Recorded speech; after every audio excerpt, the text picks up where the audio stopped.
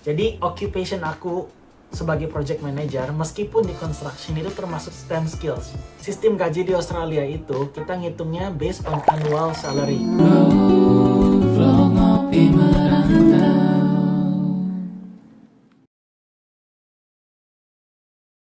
Halo, nama saya William, aku adalah project manager di Australia. Dan aku sudah tinggal di Australia selama 10 tahun terakhir ini dan kerja sebagai project manager kurang lebih 3 tahun di Australia. Perantau kedua. Halo, aku Riman Harrison. Aku seorang AI engineer di Singapura. Aku juga ada hidup di Singapura selama 10 tahun ya. Di video sebelumnya kita udah bahas tentang pendapatan orang di Singapura.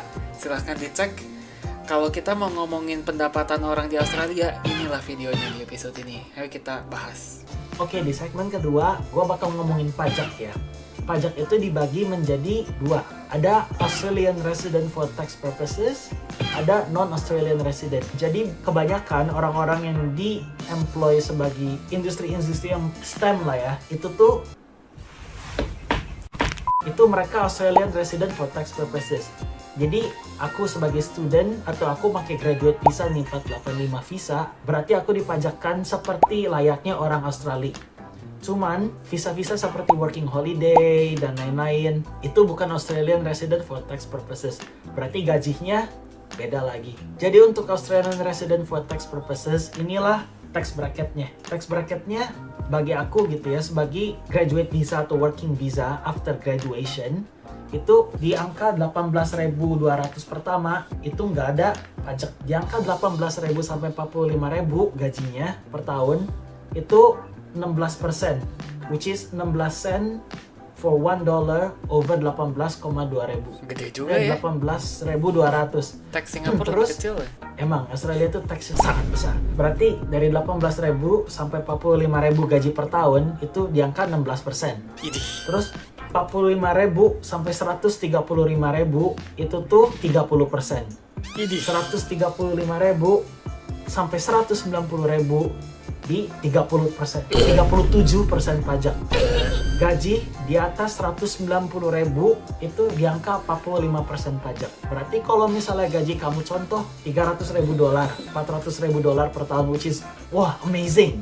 Itu kenapa 45% pajak? Jelas setengahnya ya, setengahnya habis. Nggak setengahnya juga sih, ya hampir setengahnya. Kenapa hampir setengahnya?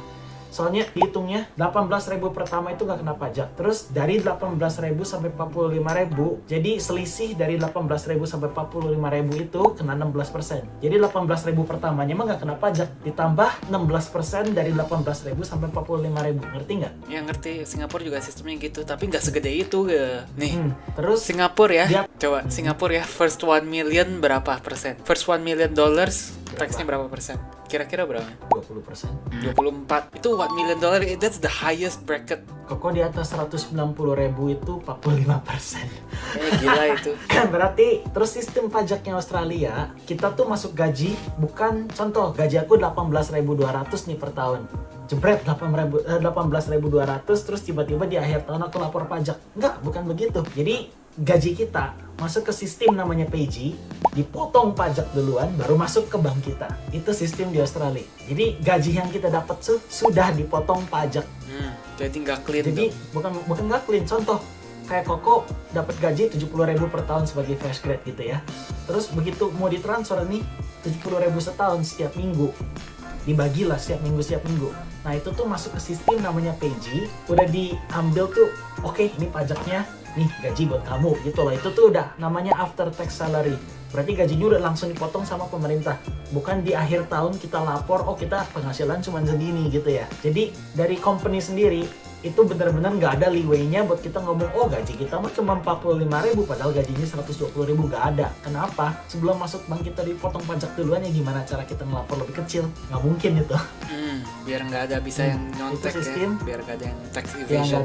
Nggak ada yang tax evasion. Cuman ada caranya untuk deduction. Jadi begitu kamu dapat gaji bersih nih setelah potong pajak, kita ngelihat, oh kita tuh punya apa, work related expensesnya. Work related expenses itu tuh pengeluaran yang related sama kerjaan kalian. Contoh, kalau misalnya aku sebagai project manager, aku butuh HP.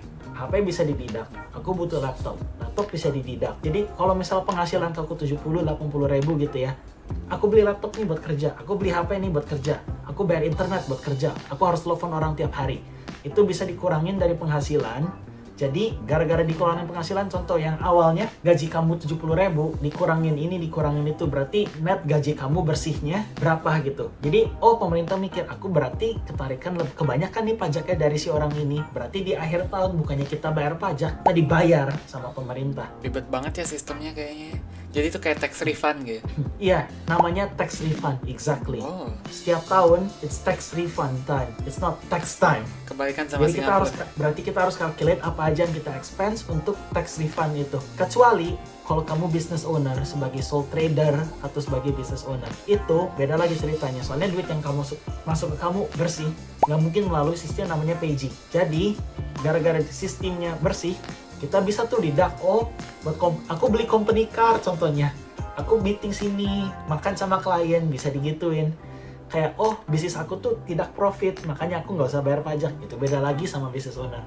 Yang kena makan pajak banyak itu employee, which is kita.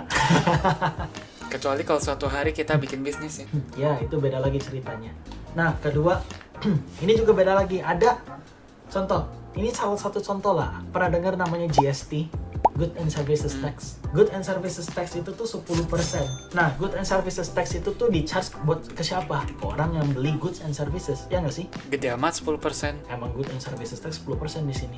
10-11% kalau nggak salah. Singapura 9. Biasa company nge-charge 10%. Nah, Koko kan manage budget proyek juga ya. Koko setiap kali, contoh kemarin tuh Koko beli tangga. Di quotingnya tuh $28.000 buat mold tangganya doang. Make the mold, send it to site, that's $28,000. Belum termasuk konkret bikin tangga emergency. Nah, itu $28.000 buat quoting tangga, tambah GST, itu tambah 2.800. Kemarin, bos Koko tuh nanya, ini tangga jadi berapa budgetnya? Kemarin aku spending setelah negosiasi, kurang lebih buat kayak, ya besi-besinya tangga buat dicor pakai konkret itu, sekitar 28.000, plus GST, ya tambah 28.000 lah. Kalau bos Koko ngomong apa? I don't speak GST. Maksudnya I don't speak GST, berarti ya jangan ngasih tahu GST ke aku. Kenapa? Soalnya Koko bikin proyek nih, Koko bayar pakai GST. Terus begitu bosnya jual proyeknya ke orang lain itu si apartemen, bosnya juga pasti ngecek GST dong. Jadi GST-nya di pass over yang dapat GST duit itu siapa? Ya pemerintah. Cuman sebagai business owner kita nggak bayar GST. Kita beli, kita bayar GST, kita jual, kita balikin lagi GST-nya. Terus yang kena GST siapa? Ya kita sebagai pembeli. Kalau misalnya kita jualan makanan atau gimana, ternyata bisnisnya turnover-nya sudah di atas $75.000 per tahun, itu harus register GST kan. Kita bayar makanan plus GST, terus kita nggak jual apa-apa, kita terima gaji yang udah kena pajak lagi, ya yang kena pajak paling banyak itu ya employee. So when they say tax the rich and save the poor, they're not talking about business owners. They're talking about doctors and lawyers. Dokter dan pengacara dipajakan paling gede sebagai employee. Bukan business owner, bukan government. Apalagi government kan yang ngepajakin. Jadi business owner enak juga ya mungkin jadi business owner di Australia. Ya, pasti. Makanya sebagai employee dari gaji udah kena pajak, mau beli sesuatu juga kena pajak, mau lu mati juga dipajakin. Hah? Gimana bayar pajak orang mati? Gak mati juga lah, cuman ya mau ngapa-ngapain pasti kena pajak. Sekarang aku ngomongin foreign resident for tax purposes seperti WHV. Hey, jangan skip dulu video ini. Percaya nggak kalian kalau aku bisa bikin kartu ini melayang ya? Kalau aku bisa, kalian harus janji subscribe ke channel-channel kami dan tonton video kami yang lainnya ya. Ayo kita lihat. Hey, melayang beneran ini. Sesuai janji.